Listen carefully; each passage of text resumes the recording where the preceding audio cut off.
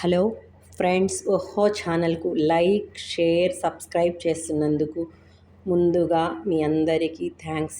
అయితే ఈరోజు మనము పెరుగు తాలింపు ఎలా చేయాలి అనేది చూద్దాము. ముందుగా పెరుగు గట్టిగా తోడేసామండి. 1/2 లీటర్ పైన ఉంది పెరుగు, గట్టిగా తోడుకుంది గేదె పాలు. అదేవిధంగా ఉల్లిపాయలు కట్ చేసేసాను, కొత్తిమీర, పచ్చిమిర్చి, అల్లం సన్నగా తరిగాను, తగినంత పసుపు, ఉప్పు, కారం, ఈ విధంగా అన్నీ కట్ చేసేసుకొని పెట్టేసుకొని అదేవిధంగా తాలింపు కూడా రెడీ చేశాను. తాలింపు ముందుగానే ఎందుకు రెడీ చేశానంటే వేడి మీద కలపకూడదు, పెరుగు కదా విరిగిపోతుంది కాబట్టి తాలింపు కూడా చల్లగా అవ్వాలి. అందుకని చెప్పేసి తాలింపు కూడా కరివేపాకు, ఉల్లిగడ్డలు, ఆవాలు, జీలకర్ర, సాయమినపప్పు వేసి తాలింపు అనేది రెడీ అయింది. ఇప్పుడు ఇవన్నీ మనం కలుపుకోవాలి. ముందుగా ఇప్పుడు దీంట్లో ఉల్లిపాయలు వేసేసి పెరుగు బాగా కలుపుతాము. ఇంట్లో పసుపు, ఉప్పు, కారం, ఆ తర్వాత పచ్చిమిర్చి, ఉల్లిపాయలు కొంచెం ఇట్లా మ్యాష్ చేద్దాము. అంటే ముక్కలు 4గా ఉంటాయి కదా, అందుకని చెప్పేసి ఇలా మ్యాష్ చేసి వేద్దాము.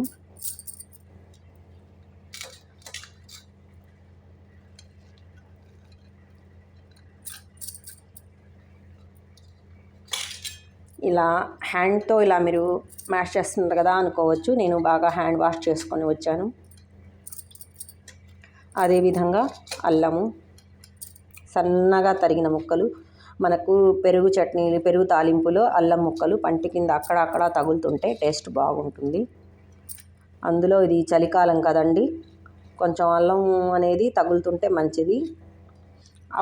మీరు డైలీ టీ తాగే అలవాటు ఉంటే అల్లం అనేది కొంచెం వేసుకోండి, మంచిది.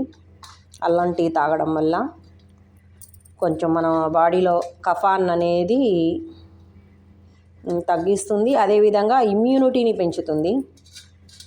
ఇవన్నీ ఇలా ఈ విధంగా వేసాం కదండి, ఇవన్నీ కలుపుకొని వాటర్ వేద్దాము.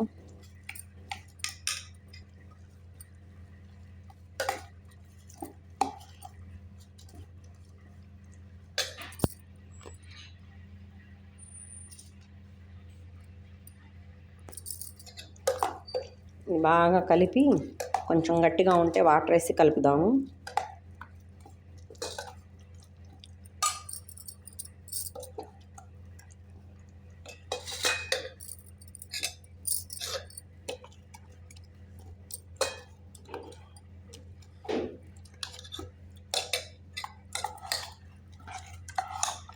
పెరుగు చట్నీ అనేది చలికాలంలో తినాలి, ఎందుకంటే పెరుగు చలవ కాబట్టి చల్లదనాన్ని ఉత్పత్తి చేస్తుంది మన శరీరంలో.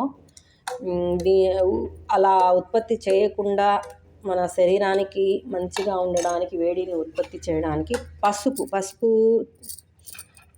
తీసుకుంటే మంచిది. కాబట్టి ఈ పెరుగు చట్నీలో పసుపు కొంచెం ఎక్కువగా పడుతుంది కదా.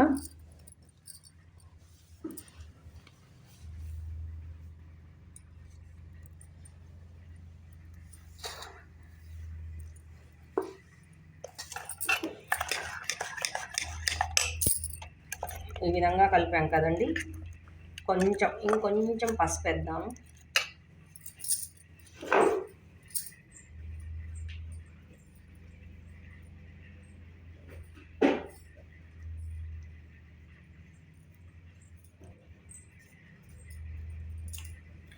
ఈ పసుపు వల్ల కొంచెం శరీరంలో వేడి అనేది ఉత్పత్తి అవుతుంది కనుక హెల్దీ కూడా.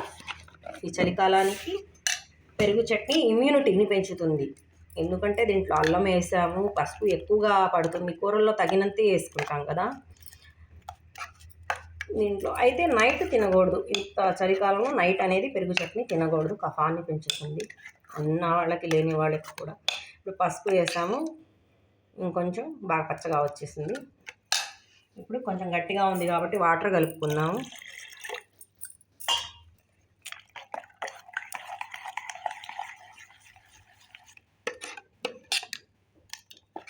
ఇలా మరీ గట్టిగా ఉన్నా కూడా అన్నంలో కలుపుకుంటే పొడిబారుతుంటుంది. ఇప్పుడు ఇలాగా ఉల్లిపాయలు, పచ్చిమిర్చి, అల్లము, కొత్తిమీర ఇవన్నీ కలుపుకున్నాము. ఉప్పు, కారం, పసుపు ఈ విధంగా కలుపుకున్న దాంట్లో తాలింపులో ఇది వేద్దాం. చల్లగా అవ్వాలన్నమాట తాలింపు అనేది. వేడిలో వేస్తే పెరుగంతా ఇరిగిపోతుంది. ఇంకా అది తాలింపులో వేసేసాము. మన పెరుగు చట్నీ అనేది రెడీ అవుతుంది.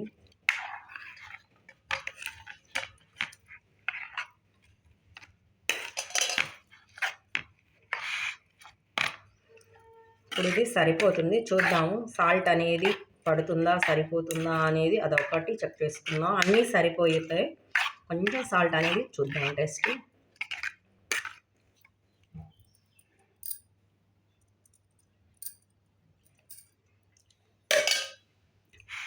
సూపర్గా ఉందండి, బాగా టేస్టీగా ఉంది. అల్లం ముక్క పంట కింద తగులుతా, ఉల్లిపాయలు, పచ్చి ఉల్లిపాయలు కదా, పెరుగులో పసుపు, ఉప్పు, కారం కరెక్ట్గా సరిపోయి సూపర్గా ఉంది టేస్ట్. అయితే నేనైతే ఈ విధంగా చేస్తాను. మా పెరుగు చట్నీ ఎలా ఉందో మీరు ఎలా చేస్తారో కామెంట్లో తెలియజేయండి. నా వీడియోస్ని లైక్ చేయండి, షేర్ చేయండి, సబ్స్క్రైబ్ చేయండి. అందరికీ ముందుగా థ్యాంక్స్. మీ అందరి ఆదరాభిమానాలు ఉంటే ఇలానే సక్సెస్ అవుతాము. థ్యాంక్ యూ అండి. Thank you friends.